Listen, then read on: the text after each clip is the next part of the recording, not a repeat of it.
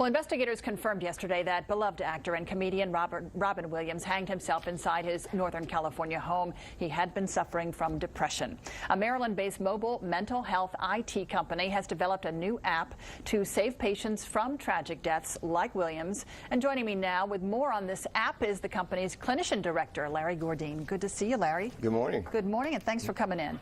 And as we saw with Robin Williams' death this week, clinical depression is very serious. It can be fatal. Your company has this new app, and it tests a person's mental health. Tell us how it works. Yes, exactly. Well, you know, one of the great challenges in mental health, first of all, there's no health without mental health. And one of the great challenges is being able to assess individual and patients in a validated way, in an easy-to-use application.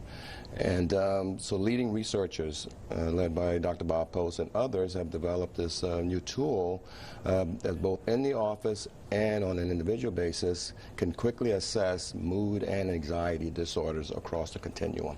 So it is a kind of a Q&A test? Yes. It's 27 questions? It's a 27 question. Takes a couple of minutes to do. What are 3 to 5 minutes. Like what's a question? Well, you know, mental health and mood and anxiety disorders oftentimes manifest as somatic type symptoms. You know, it looks at, you know, changes in sleeping habits, changes in eating habits, changes in mood.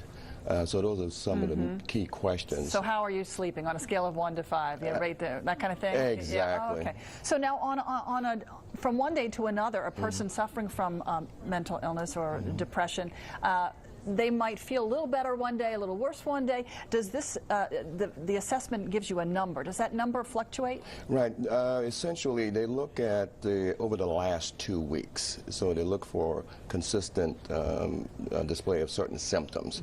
And what is unique about this particular tool is that it's been validated against a standard which can actually give you a number which is an indicator of overall mental wellness. And what do we do with this number once we get it? Well, what you do with this number, I would go see your doctor and share that with your physician, and then use that to then monitor yourself over time. And the name of this is M3 Clinician. Yeah, the name of the tool is M3 Clinician, and that's the tool that's being used by the providers.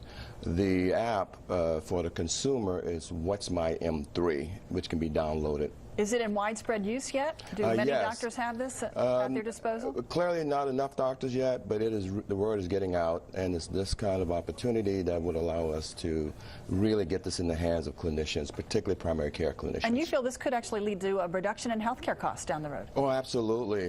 No question about it. What is interesting is probably not as well known is that there's a direct link between mental illness and chronic disease. In fact, it doubles the cost of all your major diseases. Very interesting. Larry Gourdine with the company M3 Clinician based in Rockville. Thanks so much, Larry. Thank you.